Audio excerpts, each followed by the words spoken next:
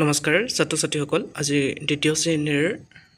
গণিতৰ কুৱেশ্যন পেপাৰখন লৈছোঁ ছাত্ৰ ছাত্ৰীসকল ইয়াৰ আগতে মই দ্বিতীয় শ্ৰেণীৰ ভাষাৰ যিখন জংকাৰ পাঠ্যপুথিখনৰ প্ৰশ্ন তৃতীয় গোট মূল্যায়নৰ প্ৰশ্ন পেপাৰখন দি থোৱা আছে যদি তোমালোকে চোৱা নাই মোৰ প্লেলিষ্টত চেক কৰি তোমালোকে তাৰ পৰা চাই ল'ব পাৰিবা ছাত্ৰ ছাত্ৰীসকল এতিয়া দ্বিতীয় গঠনাত্মক মান নিৰ্মাণ অৰ্থাৎ তৃতীয় মূল্যায়নৰ দ্বিতীয় শ্ৰেণীৰ গণিতৰ কুৱেশ্যন পেপাৰখনত এক নম্বৰতে তোমালোকৰ পাঁচটা কুৱেশ্যন অনা হৈছে পাঁচটা কুৱেশ্যনৰ হৈছে ক ইংৰাজী বছৰৰ প্ৰথম মাহটোৰ নাম কি খ কোনটো ঋতুত গছত কুঁহিপাত ওলায় গ ৰঙালী বিহু কোনটো মাহত পালন কৰা হয়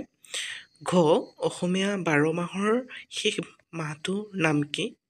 ঙ চ'ত বহাগ মাহত কোনটো ইংৰাজী মাহ পৰে আৰু 2 নম্বৰ কুৱেশ্যন হৈছে ঋতু কেইটা আৰু কি কি অসমীয়া 12 মাহৰ নাম লিখা গ 30 দিনকৈ থকা ইংৰাজী মাহকেইটাৰ নামকেইটা কি কি লিখিব লাগিব আৰু ঘ নম্বৰ হৈছে 9 বাজি থকা এটা ঘড়ী আঁকিব লাগিব এটা আছিল 2 নম্বৰ কুৱেশ্যন এতিয়া 3 নম্বৰ কুৱেশ্যনটো হৈছে তলৰ বাকচবোৰ আঁচ টানি মিলোৱা এতিয়া ইয়াত মিলাব লাগিব দি থোৱা আছে নেক্সট কুৱেশ্যনটো দিয়া আছে 4 নম্বৰ পূৰণ কৰা ইয়াত 5টা দি থোৱা আছে 5টা পূৰণ কৰা আৰু 5 নম্বৰটো হৈছে তলৰ ক্ৰমবোৰ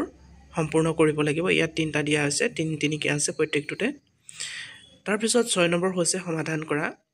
2টা দি থোৱা আছে 3 নম্বৰ কে আছে এতিয়া ছাত্ৰ ছাত্ৰীসকল 6 নম্বৰ কটো হৈছে এখন চাইকেলৰ 2টা চকা তেনেকুৱা 5খন চাইকেলৰ চকা কেইটা হ'ব তো সমাধান কৰিব লাগিব 7 নম্বৰ তেনেকৈ তলৰ সময়বোৰ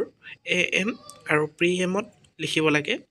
এতিয়া ইয়াত তোমালোকক 4টা দি থোৱা আছে দিনৰ 1 বজাত AM হ'ব নে PM হ'ব লাগিব খালি ঠাইত লিখিব লাগিব আৰু 8 নম্বৰ হৈছে হাতফলা পূৰণ নিয়তাখন মুখস্থ লিখিব লাগিব ধন্যবাদ ছাত্ৰ ছাত্ৰীসকল এইখন আছিল দ্বিতীয় শ্ৰেণীৰ